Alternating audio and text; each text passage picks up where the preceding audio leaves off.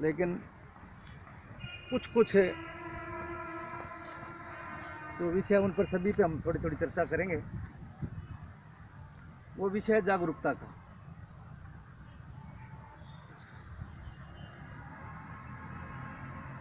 सर्वप्रथम तो ये है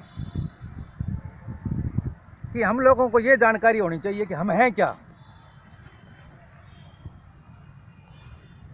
आज से 4000 वर्ष पहले हमारा नाम था गोवार। गोवार का मतलब गवाला। बंजारा कब बना? अपने लिखे हैं सिद्धू घाटी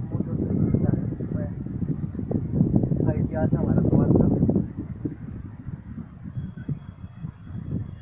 आज से 3500 साल पहले विदेशी लोग, आर्य लोग भारत में आए। उन्होंने इस देश पर हमला किया। उस समय इस देश का नाम था सप्त सिंधु। उस समय की जो भाषा थी वो पाली थी। उस समय की जो करेंसी थी वो दिनार थी। तो पहले हमले में इस देश के 50,000 आदमी मारे गए, फिर 60,000 मारे गए, फिर 80,000, फिर 1 लाख, यूं करके यानी 500 साल तक हमला हुआ सप्त सिंधु देश पर, जिसको हम आज भारत कहते हैं। और 500 साल में जो हालात बने, जहां लड़ाई 500 साल तक हुई हो, वहां बचता क्या है आप अंदाजा लगा सकते हैं। आज अगर भारत पाकिस्तान की लड़ाई हो जाए तो 5 रुपए किलो की जो सामान है वो 50 रुपए किलो हो जाएगा, यानी महंगाई इतनी बढ़ जाएगी। लेकिन जिस देश पर 500 साल तक हमला हुआ वहाँ कुछ नहीं बचा। तो ज़्यादा लोगों पर जब कम लोग राज करते हैं तो विधि विधान से करते हैं।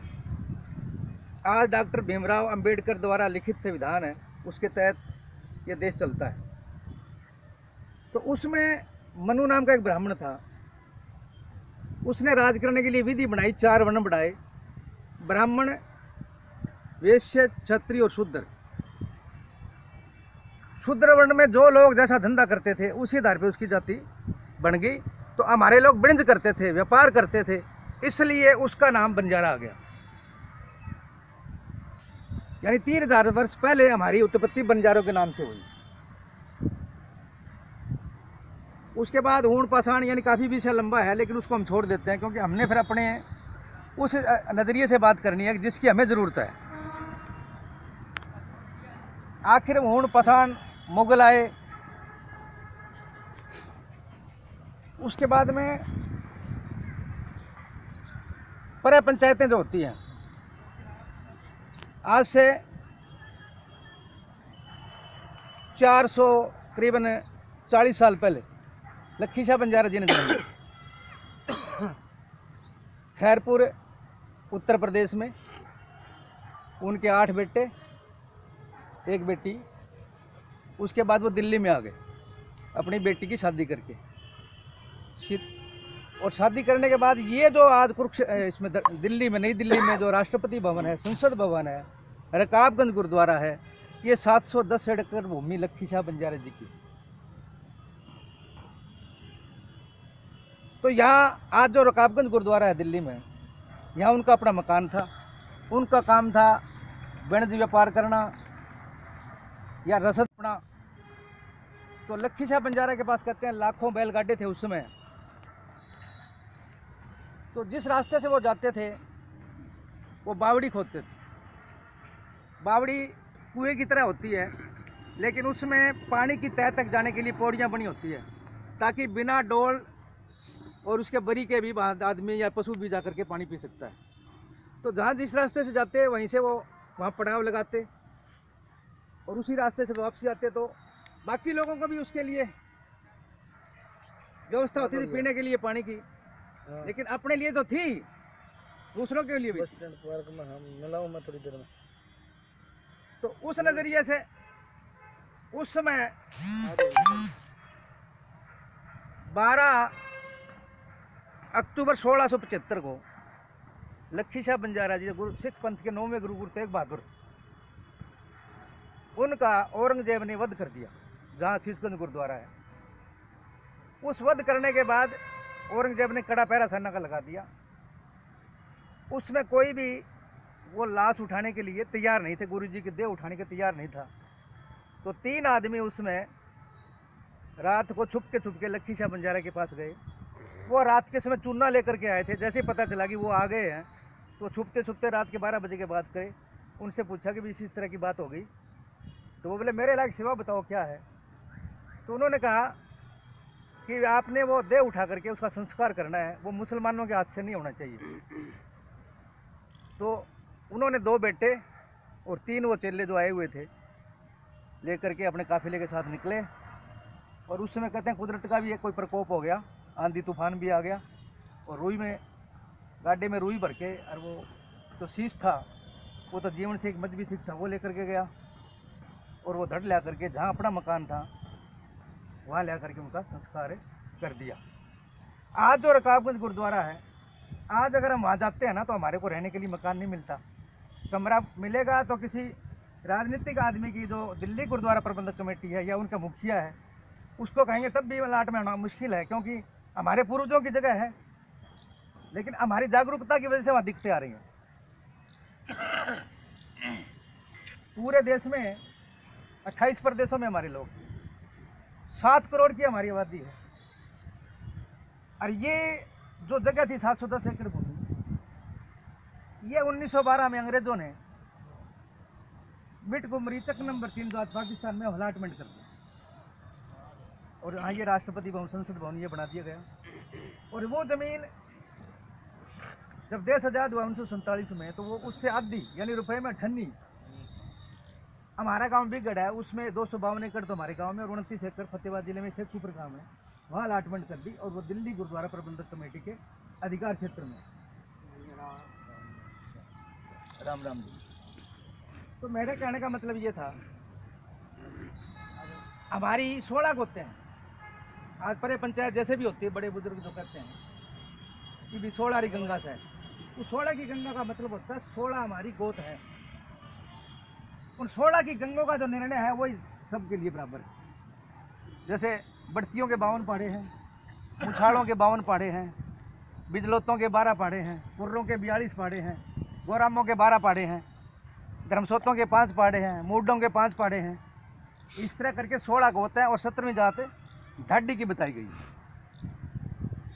तो वो ढाडी जो हमारा व्याख्यान लिखता है, तो आज हम जो अभी ये चुनाव हुए हैं, इसमें पीछे कर्नाटक में चुनाव हुए थे तो पहले 9 विधायक थे अपने समाज के, इस बार 11 बने। तो पीछे 1 साल पहले चुनाव हुआ कर्नाटक में, तो उसमें 11 विधायक हैं बंजारा समाज के बने, चाहे वो किसी भी पार्टी से बने हो।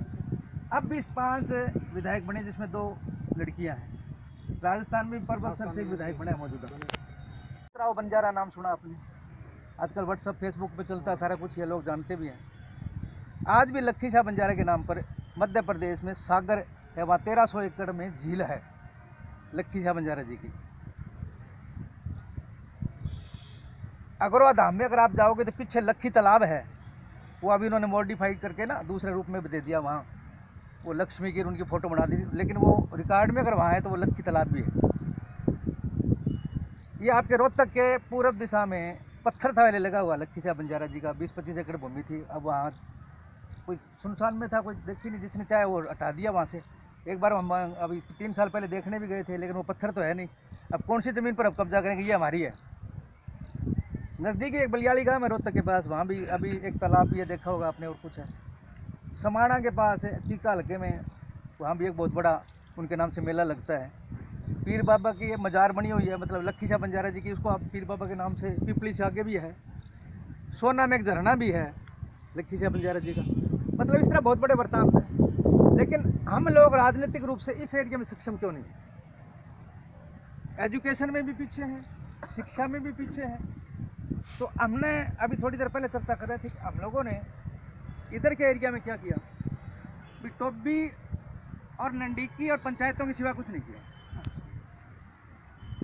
आज भी वो विषय चलता है। अगर हम इकट्ठा करें, किसी को बुलाते हैं ना, अरे बोले कहीं करिए होते जाके भाई, वो कोई आ रहे और आप यहाँ पर कोई तो उधर छाट तो हुई है। आज यूँ कहते जैसे भी कह रहे थे 7 नेकरा बोले उरे दहीना में, तो मेरे ख्याल में बुलाए बिना बुलाए रिश्तेदार जरूर पहुंचेंगे वहाँ, बाकी तक हो जाए ना। मीटिंग खत्म होगा नहीं पता लगे जाता है, मतलब कहने का मतलब खर्च में, विवाह शादी में जहाँ भी कोई ऐसा फंक्शन हो, एक बार तो हमने सुनो, कहने का मतलब ये कि ये हमारे अंदर क्या हो रहा है। आज जागरूक कौन कौन सी है? हरियाणा में खास करके 2 जातियां जागरूक है, जनरल में जाट, नीचे चमार, बाकी सब बीमार। आज जैसे ये बहुत बड़ा आपके 3 मोहल्ले तो मेरे ख्याल दादरी गांव में ही है, इसमें शहर में ही है, लेकिन संख्या भी अब वो खींच खींच के बुलाई गई है। कहने का तात्पर्य मेरा ये है कि भी चमारों को अगर हम 10 आदमी बुलाएंगे तो वो 100 आ जाएंगे। कारण क्या है? सबसे पहले उन्हें शिक्षा को पाया। डॉक्टर भीमराव अंबेडकर की बात उन्होंने माना है, शिक्षित बनो, संगठित रहो और संघर्ष करो। आज पंच से लेकर के मुख्यमंत्री उनका है, सिपाही से लेकर डीजीपी तक उनका है, और पीएन से लेकर कमिश्नर तक उनका है। तो वो लोग जागरूक हैं, तो हम जागरूक क्यों नहीं हैं? हम आपस में एक दूसरे की काट छांट और बुराई करने की सिवा कुछ नहीं करते। पंचायतों में जाएंगे तो भी यही हाल है, और ऐसी मीटिंग कोई सामाजिक जागरूकता के लिए हम करते हैं तो वहाँ भी सोचते हैं अरे एक मारा कोई लाग रहा है। जब तक हम किसी को एक नेता, एक नियत नहीं होगी, तब तक हमारी सफलता नहीं हो सकती। तो हमारी जो सोच है ना, वो अभी बनी नहीं है जागरूकता की। राम राम जी, राम राम राम राम जी, राम राम राम आ जाओ।